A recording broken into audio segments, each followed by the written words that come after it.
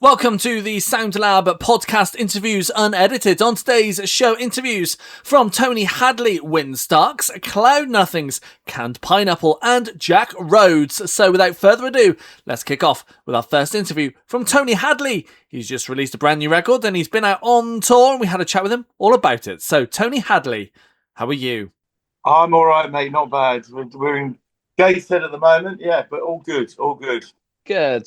Great stuff. So we've been playing a single of yours called Avenues and Alleyways, which actually features the original artist Tony Christie on the track. Tell us a bit about that. It's a song from 1972. There was a TV detective series called The Protectors. Noreen, Dawn Porter, Robert Vaughn. So I was 12 at the time, and I remember I used to love watching it, and I loved the theme tune. So when we came to make the big band album, put it together, I just thought, what a wonderful opportunity to record this song. And Tony Christie is a mate of mine anyway. So I said, Tone, come on. He very, very kindly came down to the studio, Gary Stevenson's studio, and we recorded it. And he was absolutely brilliant. I mean, he's 82 now, but his voice is still great. And yeah, he was brilliant. I was very, very happy, I have to say. It's turned out really well. Yeah, absolutely. And on this record, there's actually just the one new track, Mission Impossible, and that's the one we'll play after this interview as well. So tell us a bit about the new original. Well, when we decided to, because we did a swing tour before, and this tour we thought, excuse me, we're going to do a big band so we can incorporate slightly different styles of songs. And so one of my writing partners, Mick Lister, I said, look, we need to make a big kind of grand statement. And so we come up with the idea of the Mission Impossible, femme fatale kind of thing. And it's also got the word indestructible in. I had to put indestructible, which is the first time since Gold. And yeah, so we just put it together. I love anything that's kind of James Bondy anyway. I mean, I love that kind of style of stuff. And we just made it really grand, really over the top vocal. But it's going down a storm, actually, live. And the tour's got fantastic reviews. So thank you very much.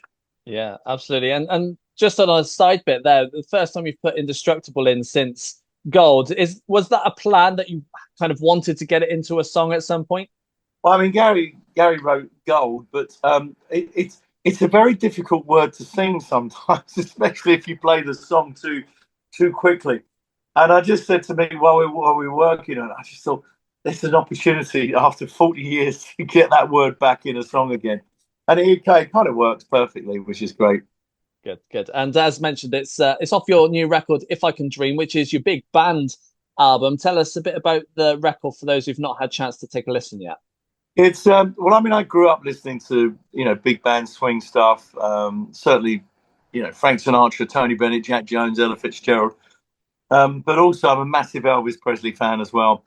And we recorded live the version of If I Can Dream. It's from the '68 special that we did, and it's a live version recorded from Symphony Hall. And I just thought it was a great title for the album because in terms of the words and everything, it's just beautiful words, and it's still very poignant today. We still live in a very fractured world, crazy people running the planet, and all we want to do is be together and be happy and take the kids out for a pizza on a Friday night.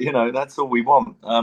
Nobody wants conflict, but we never seem to shy away from it for some reason, which I don't fully understand. No, I don't think many people do, but we digress, I think, a little because you actually released we had a chat this time last year, I think it was, to talk about your album from last year. You've now released this album. How come you've released two albums in what is relatively a short space of time? I fancied it, really. For no other reason than I love being in the studio.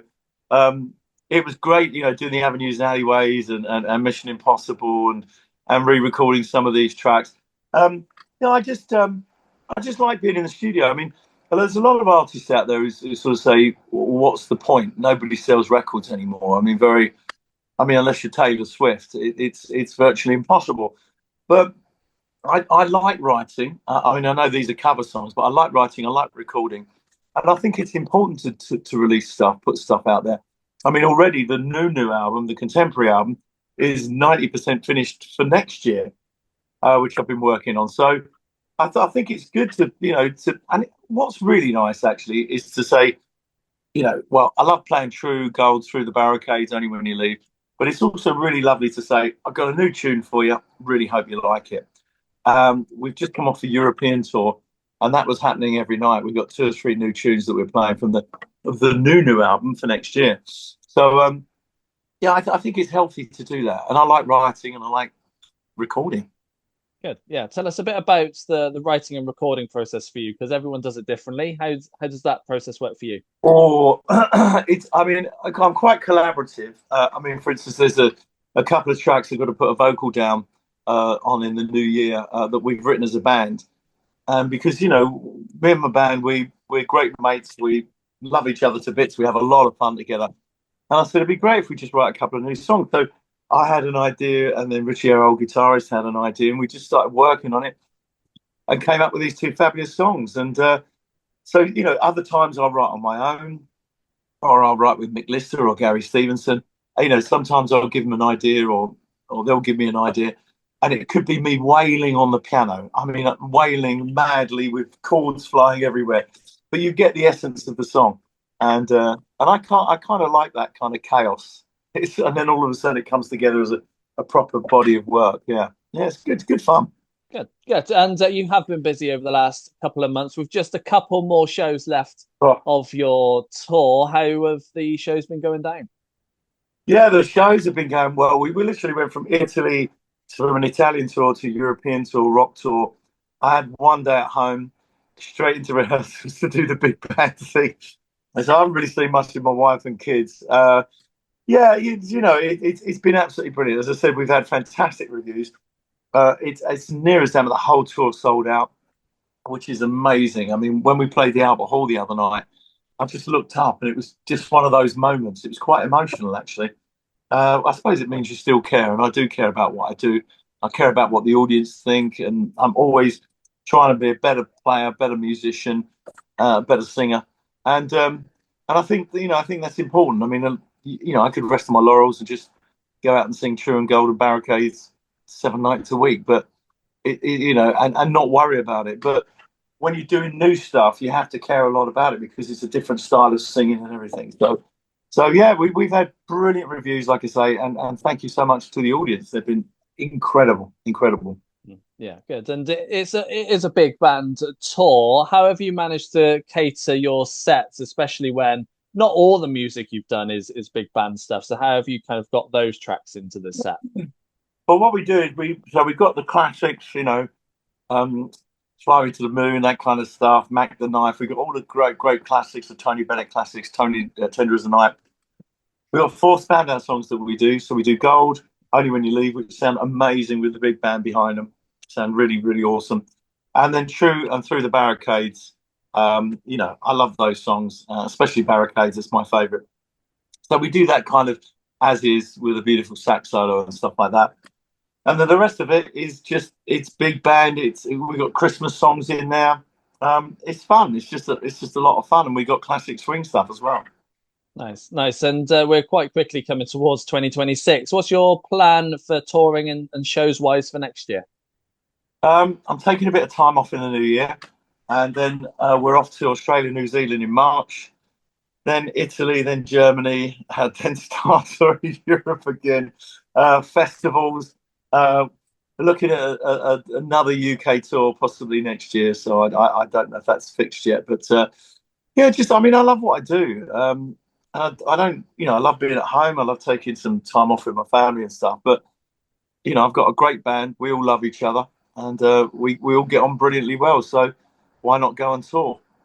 Yeah. But I'm trying to take a bit more time off, if I'm honest, because time goes so quickly. My youngest is 13, and before you know it, she'll be at uni. With my eldest is now coming up for 42, and Daddy was just a phone call when they were growing up. So I'm trying to be be at home a little bit more. Yeah, that's absolutely fair enough. And you mentioned Australia as well, and we bit of a sidetrack here because you've done I'm a Celebrity, and your former bandmate Yeah, Martin has just been in the jungle as well. Did you watch it?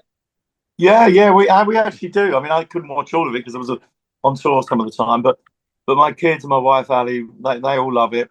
and I mean, it's kind of good fun family entertainment, And the thing I always, people said, what advice would you give to Martin? And I just said, just be yourself. Don't ever try and be anything you're not. And if you do that, you'll come through. I think he came across pretty okay. So he got to the last six, didn't he? I think, yeah. Something So like that's that, yeah. yeah, so yeah, it's good. Hopefully he enjoyed it. I mean, I loved every minute of it. I mean, there wasn't anything I didn't like about it. It's great for weight loss, brilliant. I'm always conscious of my weight, but also just being in the jungle. I mean, I've done jungle treks, proper ones, where you carry packed on your back, and it's an amazing place to be. The environment is incredible. So yeah, but I thought it was good. It's good fun. Yeah, yeah, good. And it has been over 10 years since kind of your Spandau Ballet hiatus. Have you spoken to Gary or Martin at any point recently? No, I haven't spoken to the only person I've spoken to over the last 10 years has been Steve, and a couple of family bereavements and stuff. And so I sort of reached out to him, and so we catch each other every now and again. But I haven't seen John, Gary, or Martin for since the last time we toured. So make that make make of that what you want. And I hope you enjoyed the interview there with Tony Hadley. Now, we are all over social media, so come and find us at The Sounder Lab, yes, on all the socials. And you can also check out the website, thesounderlabuk.co.uk. So while you go and check us out on all the socials and give us some follows, we've got our next interview from Win Starks. He's just been busy releasing Pure Imagination and his own version of that, and that is out now, so you can go and check that out. But we had a chat with him about that and more. So, Win Starks, how are you? I'm doing good. How are you? Good, Thanks yeah. for having me. Not bad, and pleasure is all of mine. And we've been busy playing a single of yours called Pure Imagination. Tell us a bit about the single, first of all. Oh, awesome. Yeah. Thank you so much, by the way. And yeah, Pure Imagination is a song that just brings back so much nostalgia. I grew up listening to it, and I wanted to take more of a holiday approach to it because that's really, when I have the fondest memories, of watching it during the holiday with family. And so I was like, the song has so much uh it just means a lot to me. So I wanted to kind of just bring my own spin on it. So I was happy to be able to do my rendition of it, and the love has been awesome so far from people, and so and because it's something different than they've ever heard from it. It's got more of a up tip. I got with my producer, and it was actually his idea. He was like, "What if we sped it up a little bit?" And I was like, "That's actually a really good idea. I've never really heard it done like that." So I was excited to take that approach and see what happened, and it came out pretty magical, I thought. So I'm excited about it. Yeah, yeah, absolutely. And what made you pick this track to put your own rendition of it on? Why did you pick this song? I love the song because I do remember. I can't remember who did like an ad for the holidays, and I was like, "Oh, it feels that way to me, like like it could be a holiday." So I wanted to take that approach, but it also could be played any time, So I wanted to kind of just that's what I wanted it to be, something that could be for the holiday, but also could be played year round, So I was like, and like I said, it just has so much nostalgia. I remember um watching Charlie in the Willy Wonka when I was young, um in the chocolate factory. And yeah, just I remember the song just immediately captured me, as a kid. So like I was like, oh God, I would love to, remake that. So I'm glad how it came out. I really am. Yeah, yeah, good. And obviously, you write your own and release your own music as well. So, where are you at with that at the moment? Yeah, I actually just finished my second album, which I'm super excited about. So and it's been a bit of a process to make, but a beautiful one. It's kind of like unlock new things inside of me. I'm ready to share more with people, and more of my sound. And you'll hear a lot of the same things, but definitely I hope people hear the evolution, of it from the last album. It's like a new chapter, and Yeah, I'm very excited about the songs, and I can't wait to release. It'll be released in the spring. We're looking at February. It could be a little. We're kind of working the date out right now, but I can't wait to share it with everybody. It's been an awesome experience to make, and actually on this album, I just worked with mostly my producer built by Titan. So we wrote all the songs together, and yeah, I'm really happy with it. I'm excited to share it with people. Good, good. And the sound that you've made with this record, is it the sound you wanted, or is it kind of how it turned out in the studio? Um, Both really. I mean, like it is definitely what I wanted, but at the time, you're just kind of figuring out what do I want this next album to look like, and I'm still trying to figure out a title for it. But I was thinking of just self-titling it, to be honest, because it very much, I think, encompasses kind of who I am as an artist. It's touching on, I put it under the genre of like pop soul, but it's definitely touching on so many other things. Like, just I wanted to capture all the things I grew up listening to and kind of mash it into this sound, that makes Wind Stark. So I was like, how can I approach this? And I feel like it turned out pretty magical. I'm really excited about it. So Nice, yeah, nice. I like to talk about the writing side of things as well. So for you, how do tracks normally start off? well, honestly, when I moved to Nashville, I've been there now. Oh God, I've been in Nashville like 9 years now, and I kind of was trying to find my. I wrote music before that, but it was different with getting with other people. I kind of tried to, but for me, I get melodies first. Melodies are what come to me first, and then I'm a stickler about lyrics. So a lot of times I'm just that's what I love. Working with my partner, my producer. He um really can get out what's happening up here. You know what I mean? And plus, he has incredible ideas, and it's kind of just a cool match for me. So I was like, let's just do the whole album.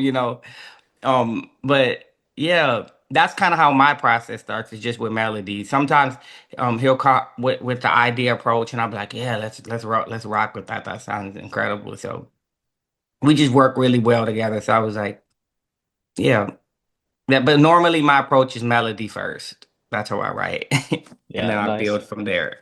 Yeah, and obviously you said lyrics are really important, but if you've got the melody first, how straightforward do you find it to combine the lyrics elements to the melody you've already written?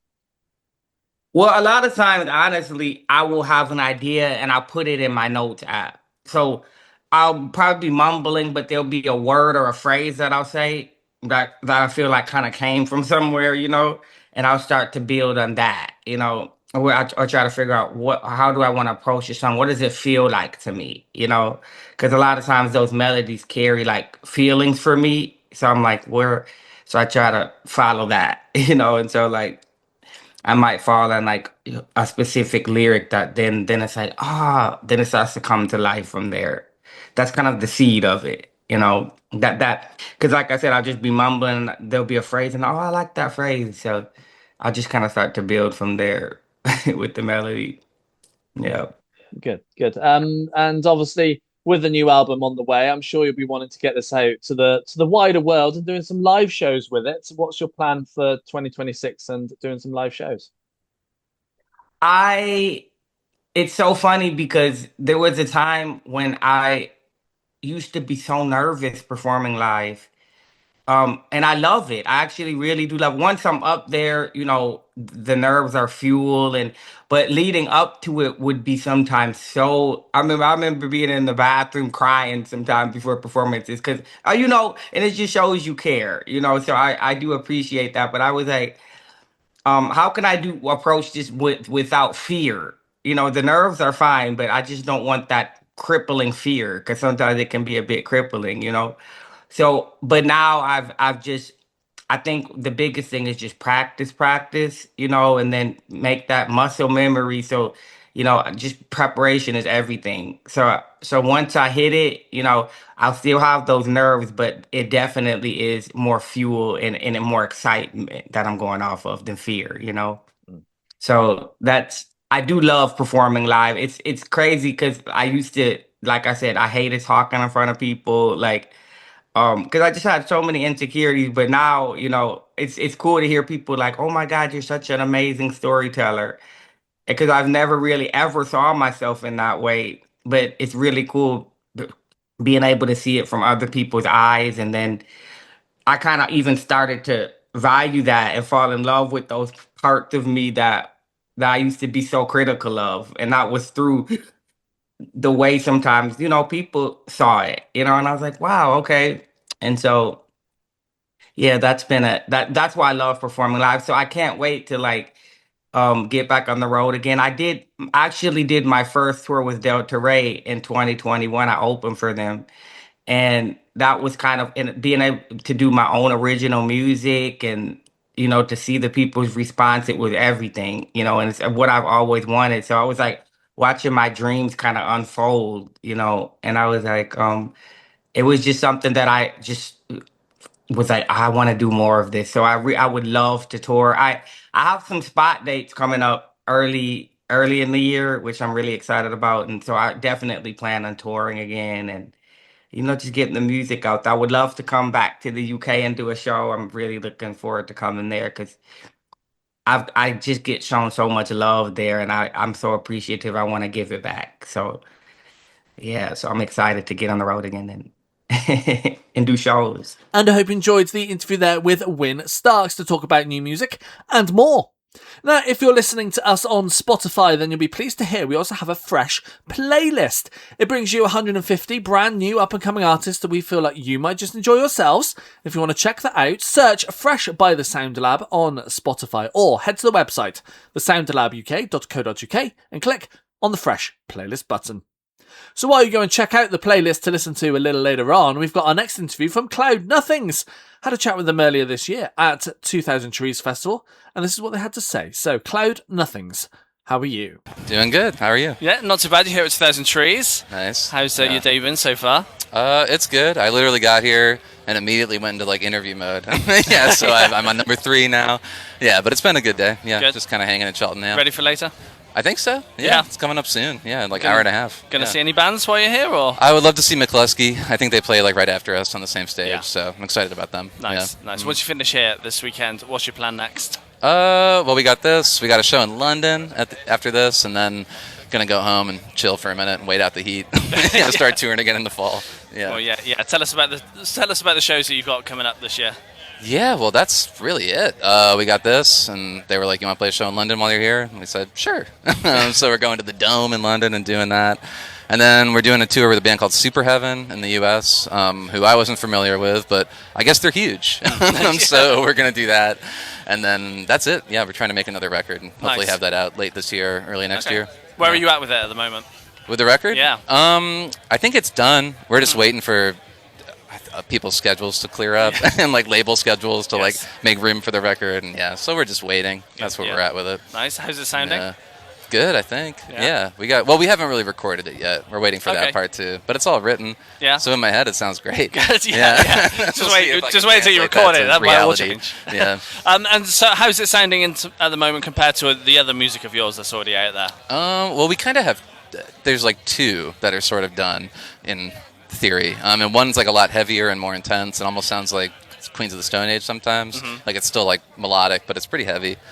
And then the other one is kind of like super poppy and like polished sounding, so we don't mix and match or try to do 2, or I'm not sure yet, but yeah. Nice. And the sound that you're going for with this new record, is it the plan to make that sound, or is it kind of just you're going to wait and see how it turns out? We always have a plan, and then it turns out totally differently than the plan, so it's almost not worth making a plan at this point and just seeing how things turn out. Nice, fair enough. So that's the plan. Yeah.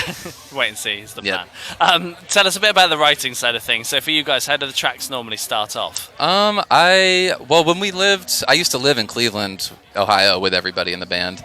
And we used to just like get together and play. But nowadays I live somewhere else and the other guys still live in Cleveland. But so I'll like write everything kind of we'll do some like emailing of demos back and forth, and then eventually meet up and like kind of dial things in from there. So it's like a little more isolated of a process these days. But yeah. Is it still collaborative and everyone has an input, or is it a case of writing a song and kind of dedicating? It becomes more collaborative as the process goes. Mm-hmm. Yeah, at the beginning, I'm like, this is done. And then I'll like kind of introduce it to everyone, and we'll play it and be like, this part doesn't quite work. You know, you figure things out that way. So. And do people, do the rest of the band kind of stick to their parts, or does the guitarist kind of influence the drums? And once we start playing together, everything changes. Yeah, so it's like recognizable still from the original demo or something, but it's not the same song really by any means. Yeah, nice. And considering you've got recording going on, some shows this year, what's 26 going to hold for you? Hopefully a record and then more touring. That's all we ever do. Yeah. It's the only way to make it work. Yeah. Is there anywhere that you've not been to yet that you want to get to at some point in time? We were talking about this on the flight here actually yesterday. I think we should be famous in China. Yeah. I don't know how to make it happen. I don't know what to do, but that just seems like a nice thing to have. Yeah. And hope you enjoyed the interview there with Cloud Nothings from 2000 Trees Festival from earlier this year. Now, if you're loving all of today's interviews, then you can check out all these interviews in an edited form on our Best of 2025 radio show. It's 2 hours of some of the best new music that we've been playing this year gone by. And it also has a live session from Bowling for Soup. So if you want to check that out, head to the website thesoundlabuk.co.uk and click International Radio Shows. So where you go and find that show and all our previous shows, of course, we've got our next interview from Canned Pineapple. Had a chat with them earlier this year at Truck Festival to talk about music and more. So, Canned Pineapple, how are you? Good man, how are you doing, Jim? How you doing? Good, yeah. Good. You're here at Truck Festival. How's your day been so far? It's been pretty hot today. We've been having a good day, eating lots of hot dogs. Last night. I dislocated my arm last night, but we were on the dodgems, and I tried to pull Sam off of his dodgem, and Charlie drove away. And he put his foot down, and it kind of like shoved my arm out of its socket a bit. But shout out to the first aid people. Yeah.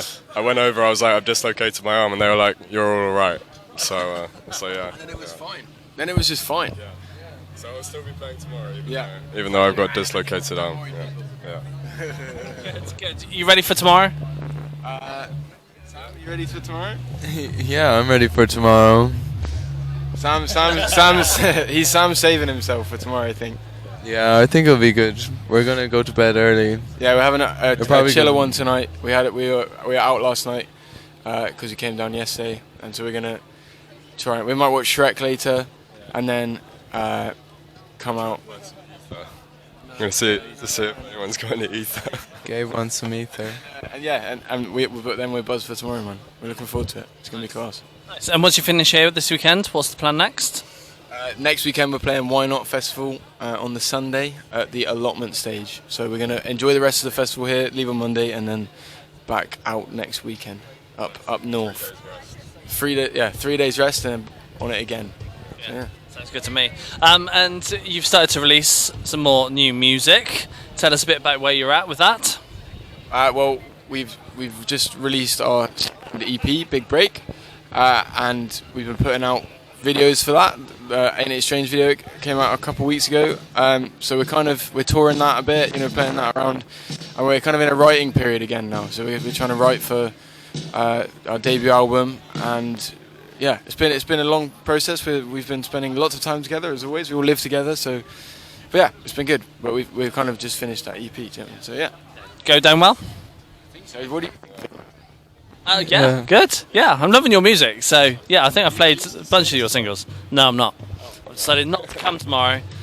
Because we're playing. Because you're playing, exactly. I knew you'd do that. You were playing, so yeah, I decided not to come. Avoid the whole area. Yeah, at least I could use it as an excuse then, rather than just not show up. So that's right.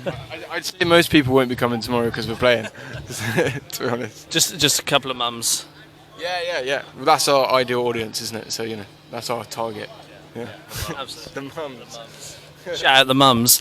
Yep. Sorry, no, you can't. No. You can't. No, fine.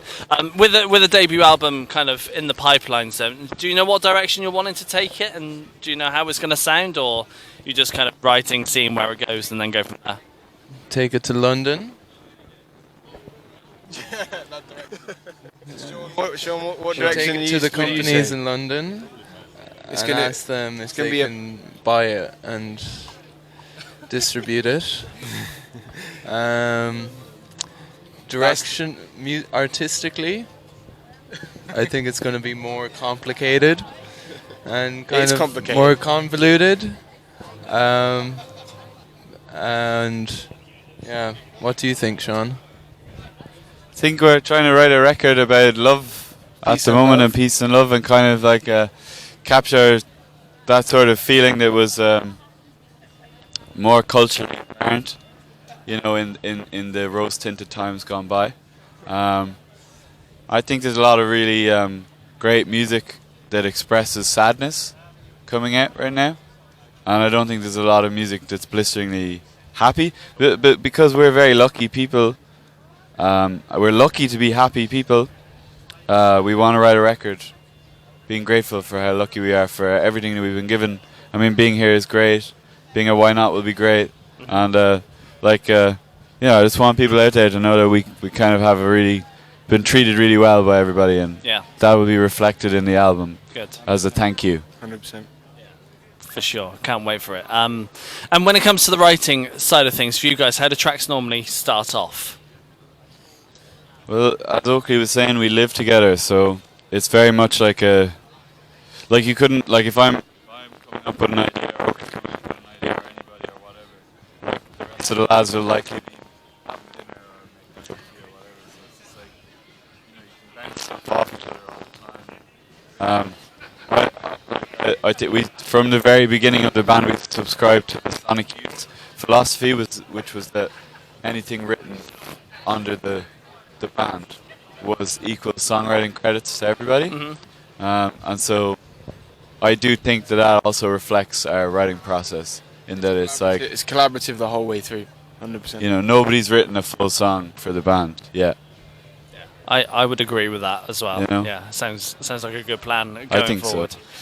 You have to take care of each other in songwriting, you know, because it, like, regardless of how collaborative it is, like, you're always going to hurt each other in some way. You know, because it's like it takes a lot to show somebody your song or what you're working on or whatever. And I think the great thing about being in this band is that we're very aware of how much we're all putting in, you know? And I trust everybody as much as I trust myself. I've never had that before with a group of people. Good. Yeah, good. That's a good way to go with things. I'm sure it's difficult to kind of split percentages down it's awkward, and work out who gets what percentage of the 100%. I'm sure it'd be quite difficult. It's equal. And at the moment we're trying to write 40 songs. That's the goal. 40 songs, and then we'll see where we're at. And so we've been hammering away at that. We do it kind of every week, sort of thing, consistently, and so it's grueling, but it's good. It's worth it in the end. We know it will work out in the end. Do you know what I mean? How many have you got at the moment? I think we're about 15. So not bad. It's all working. Bangers? No. And that's how it works, man. Not all bangers. Some bangers. We're playing some new songs tomorrow. As in, like, we've played them already before, but as in, like, they're part of it. So we're happy with those ones. You know, you have to write a few good ones to have a banger. That's why 40. But, you know, I'm sure we'll release all 40. We'll just release all 40, to be honest. Super deluxe album. Yeah. Album. All of the top 40 all at once. Yeah. That's the idea. It is, yeah. It does sound like a dream, doesn't it? And I hope you enjoyed the interview there with Canned Pineapple from Truck Festival from earlier this year. Now, if you are loving all of today's interviews, then you can see them in a video form on our YouTube and TikTok page. We've got them in full on YouTube and shorts as well on YouTube and TikTok. So if you want to check that out, search at the Sound Lab Yes on both YouTube and TikTok to go and find them. So while you go and check us out on all of those socials, we've got our final interview from Jack Rhodes. He is heading out on tour at the end of January into February, and you will know him from Britain's Got Talent. for his magic act. So, Jack Rhodes, how are you? I'm very well, thank you. How are you? Good, yeah, not too bad, thanks so much. So, you are heading out on tour from end of January into February next year. Tell us a bit about what you've got planned for your tour ahead. Yeah, it's a comedy magic show. It's as much a comedy show as it is a magic show. It's called Part-Time Wizard, Full-Time Moron, which is a genuine quote that my dad described. That's my dad's voice describing me. I grew up in a house that did not like magic. I was obsessed as a kid. None of my family like magic, except for my wife, who has actually started doing magic herself, which is pretty incredible. Every time I try and show her a new trick, she disappears. It's unbelievable. So that's the sort of that's the vibe of the show. It's just a bit of a laugh, really. Obviously, I've been doing magic a long time, but yeah, I've been trying to make it as much like a stand-up comedy show as it is a magic show, and I'm dead excited to be going around the country and doing it for doing live shows. It's gonna be great.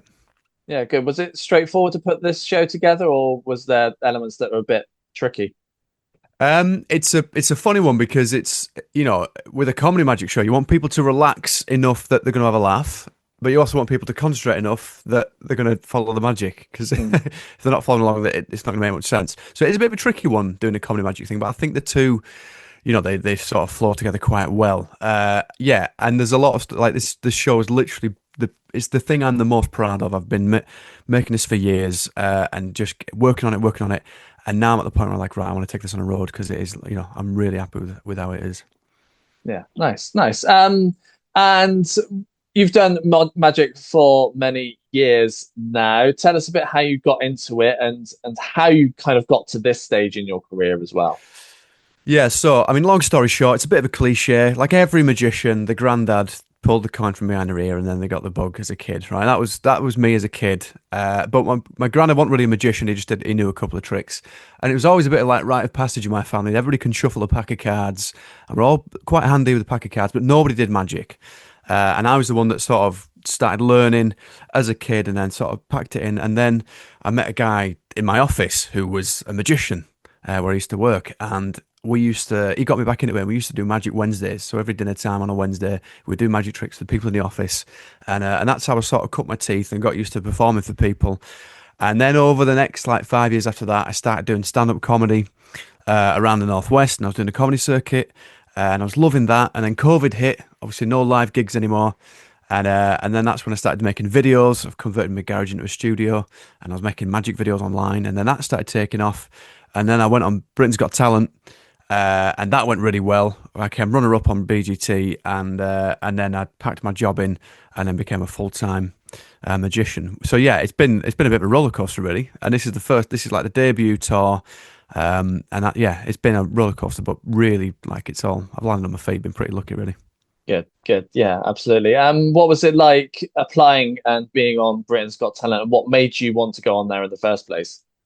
Well, so I made a video that was like a green screen parody where I pretended to go on the show, and I had it's really like scrappy and rudimentary. I had a curtain behind me that was green. I edited it on my iPad, and I pretended to go on the show, and I would like pull my thumb off, and it'd be like the judges would give me a golden buzzer. Like it was just taking the mickey, and then I did that, and I thought actually it'd be quite funny to go on the show for real after having done that, and it went like viral. And that video was so viral. I genuinely had people on my street congratulating me for getting the golden buzzer, and I was like, "Did you watch the video? Because it's clearly not. It clearly didn't happen."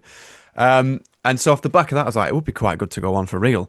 And because I'd done the parody thing, I was like, well, no matter what happens, if it goes well, great, and if it goes badly, I'll make a video about it. Either way, it's a good story. The guy who faked it and is now doing it for real. But then you sort of turn up and you're in a theatre and there's like 3,000 people there and you're sort of thinking, I actually do kind of care now. I sort of want this to go well. And luckily it did go really well. Made it into the lives and I made it into the final and landed runner-up. And it was like, wow. I mean, you couldn't really have written it to go from just taking the mickey, making a parody video in my bedroom to then actually being on the show and coming second. It was mad. Yeah, and you didn't just do it once, did you? You did it twice.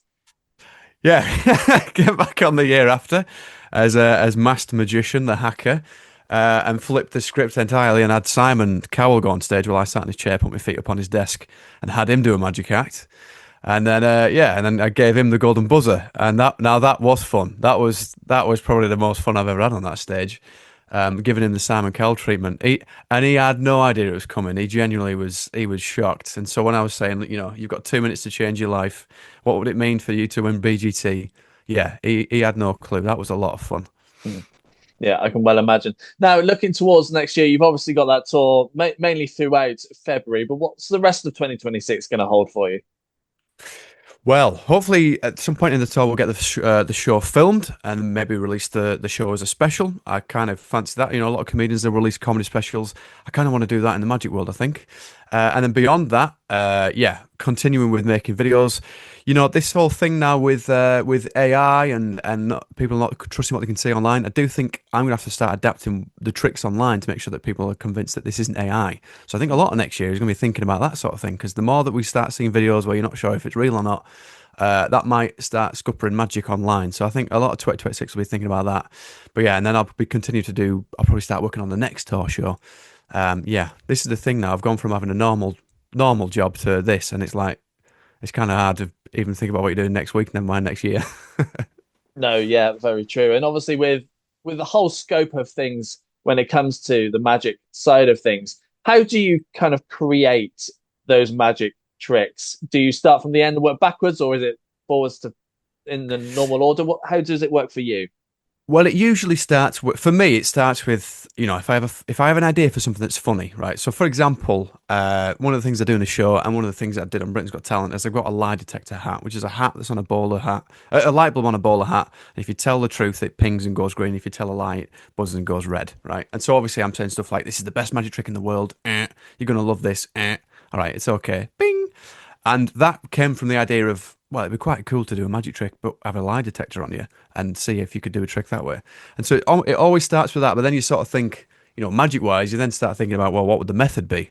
And then it's a lot of trial and error. And, there's a lot of times you go out and you do a show and you're practicing on people, and, you tell them this is a new trick, it might not go right. And a lot of times it doesn't go right. And then eventually you figure out a way of doing it. It's a lot of trial and error, but it's a fun process. And I absolutely love it. It's the best thing in the world, coming up with something and then making it a reality. Yeah, good. Is there anything you've tried to work out and try to do that's you haven't either found a way of doing it yet, or there isn't hundreds of things. If you knew what was going on in my head, you'd have me. Honestly, it's not a good place. The amount of weird ideas I've got of things I want to try, and I've done stuff, and it's absolutely it's gone wrong. I've done, people ask me, have you ever had a magic trick go wrong? I remember the very first gig that I did. It was a wedding, and I was like a family friend, so it didn't really matter. But I remember just leaning over this table to get this woman to pick a card. I accidentally knocked a glass of wine over, spilt this red wine all over her dress at this wedding, and I was like, I should just give up now. This has not gone well. but you get better and better, and it's all a learning curve. But yeah, there are things that, there's things in the show now that have come from like just trying it, and I think the best things that work in a live show come from taking a big swing and a big risk. And there's a few things in here that initially didn't work, and now they really do work, and I don't think anybody else is doing anything like it. So there's a few things I'm really excited to show people, and it's definitely a magic show that's not like any other magic show that's out there. That's what I'll say. Good. And finally, is there a trick that you can do for us now on video? Oh wow. Oh, okay. You've got me on the spot now. Have you seen this one? That is a banger. That's oh yeah, that's a classic. Yeah, that one. How's that? Yeah, there we go. Yeah. Yeah. Is there anything I can do for you? Hang on, give us a second. Yeah, go for it. You can see what all these packs of cards in the background. So, all the cards are different. I'll show you these. Yeah. All I need to do is just call out stop. Now I'm going to make sure you can see that I'm looking away from the screen, right? And I don't have another monitor, but they're all different. You're going to call out stop whenever you want. Yeah. And I'm going to look away like this so you can see it. Stop. Are you happy there, or do you want to carry on? Yeah, I'm happy there. Okay, yeah. Remember that card, right? That's the main thing. If you forget what the card is, just act amazed and pretend you remember what the card is, all right? Now I'm going to shuffle the cards, and I want you to see it. It's on the camera. The cards are being shuffled up. Now I'm going to pull out one card, and I think this is it. I think you've gone for... Okay, I've got it. All right, now be honest. Yeah. Is this your card? It is not. No. Not the joke. You didn't joke her out the... No? No. Okay, right. Hang on 1 second. I want you to watch this close. What was the card? Jack of Hearts. Bosh, the Jack of Hearts. Look at that. In front of have a bit of that. How's that for magic? In front of a camera where you can't even do any misdirection, by the way. The unblinking eye of the lens. And I hope you enjoyed the interview there with Jack Rhodes. And that is the end of the show for another week and another year. Yes, we will be back in 2026 bringing you more interviews and more great stuff. So make sure you keep in touch with us at The Sound Lab, yes, on all the socials. You can also check out the website, thesoundlabuk.co.uk. And we'll see you next year on Interviews Unedited. Goodbye.